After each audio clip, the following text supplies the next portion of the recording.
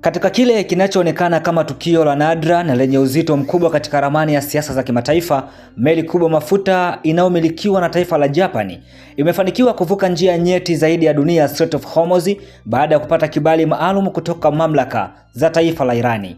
Meli hiyo ya Idemisumaru si chombo cha kawaida, ni moja ya meli kubwa zaidi duniani aina ya Very Large Crude Carrier VLCC, ikiwa imebeba mapipa milioni 2 ya mafuta ghafi, mzigo unaoweza kuendesha uchumi wa taifa kwa siku kadhaa. Lakini safari yake haikuwa ya kawaida. Ilianza kwa ukimya.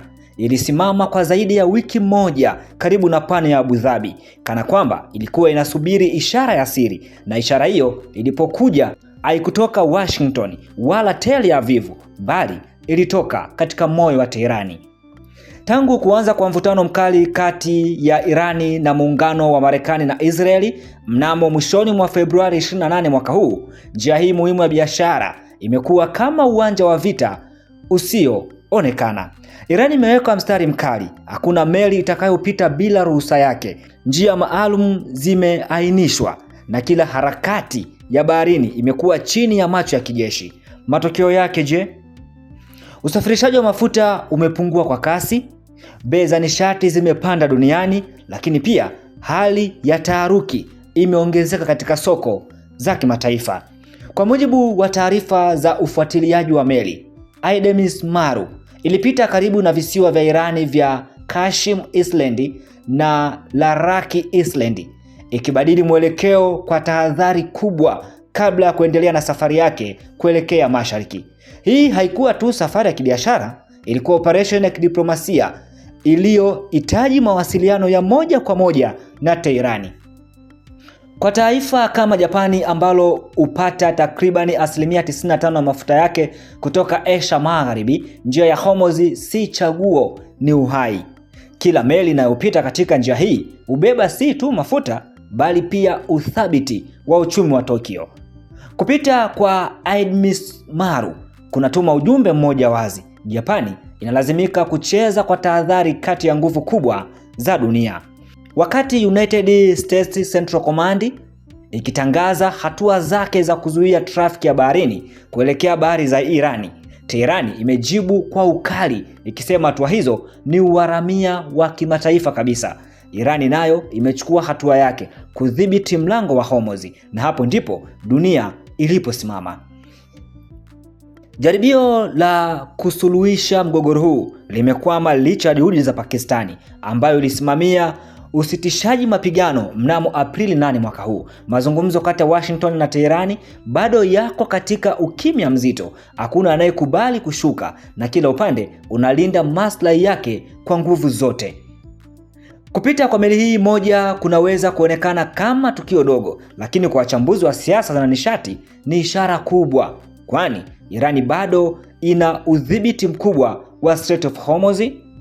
Mataifa yanategemea ridhaa ya Teherani kupitisha nishati yao, lakini pia vita hivi vinaweza kubadilisha kabisa mfumo wa usafirishaji wa mafuta duniani. Na swali kubwa linaibuka, je, dunia iko tayari kwa enzi mpya ambapo njia za bahari zinadhibitiwa na siasa kali zaidi kuliko sheria za kimataifa? Katika maji yenye kina kifupi lakini uzito mkubwa wa kimkakati, kila meli inayopita sasa ni kama ujumbe wa kisiasa. Meli hiyo haikuwa tu tanka, ilikuwa ishara kwamba dunia inaingia katika zama mpya ambapo mafuta, vita na diplomasia zinakutana katikati ya bahari, na kila tone la mafuta linaweza kuwasha moto wa mgogoro mkubwa zaidi duniani.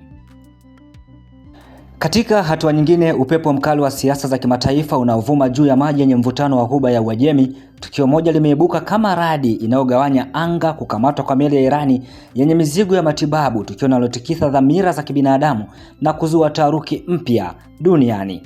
Taarifa hiyo ni kwa mujibu wa taarifa kutoka Iranian Red Crescent Society IRCS.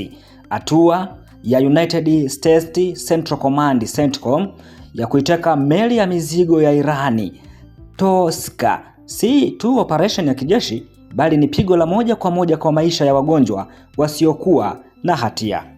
Madai hayo yanasema kuwa bahari ilikuwa tulivu, lakini chini ya uso wake kulikuwa na mkondo wa mvutano usioonekana. Meli ya Irani ya Toska ikiwa imebeba kontena 8 za malighafi muhimu kwa ajili ya vifaa vya matibabu ilisimamishwa ghafla na vikosi vya majini vya Marekani. Afisa wa IRCS Razai Al-Shivandi alifichua ukweli mzito, na hapa namnukuu: sehemu ya mzigo huu ilikuwa ni malighafi kwa ajili ya vifaa vinavyotumika katika matibabu. Hii si kauli ya siasa, ni kilio cha dharura kutoka kwa mstari wa mbele wa huduma za kiafya. Katika simulizi hii, wahanga si wanajeshi wala wanasiasa, ni wagonjwa waliolazwa hospitalini wakitegemea mashine na vifaa ambavyo sasa vimekwama katikati ya mzozo wa kimataifa.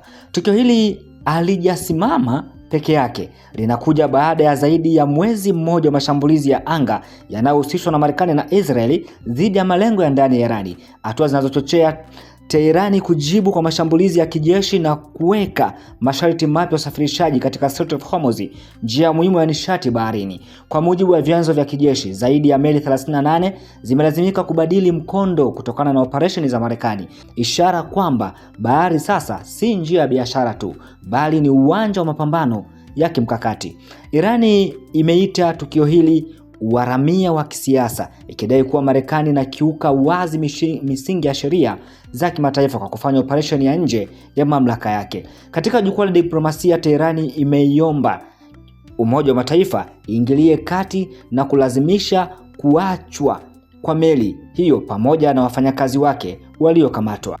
Marekani imesema inaendelea kusisitiza msimamo wake kwamba mpango wa nyuklia wa Teherani inabidi kuangaliwa upya, lakini pia mlango wa Strait of Hormuz ni njia muhimu ya kimkakati ambayo Irani inapaswa kuitazama kwa hali ya juu, kwani njia hiyo inapitisha theluthi ya mafuta duniani na mataifa mengi ya Ghuba ya Uajemi, lakini pia na dunia inategemea njia hiyo. Hivyo ni njia muhimu ya kimkakati. Hatua hizi zinaenda mbali zaidi ya Irani, zinatikisa soko la nishati duniani, zinapandisha bei ya mafuta na kuleta hofu kwa mataifa yanayotegemea njia za baharini kwa biashara zao. Zaidi ya yote, zinazuia mjadala mzito. Je, nguvu kubwa zinaweza kutumia bahari kama silaha ya kiuchumi bila kuwajibika? Katika zama ambazo diplomasia inapaswa kuwa daraja la amani, tukio hili linaonyesha kuwa bado kuna vita vinavyoonekana vinavyoendeshwa kwa ukimya, vita vya uchumi, vita vya ushawishi na udhibiti wa njia za dunia. Lakini ndani ya kelele za kisiasa kuna sauti ndogo lakini yenye uzito ya nguvu ya wagonjwa wanaosubiri tiba, ya matibabu wanaokosa vifaa, na ya ubinadamu unaotafuta haki.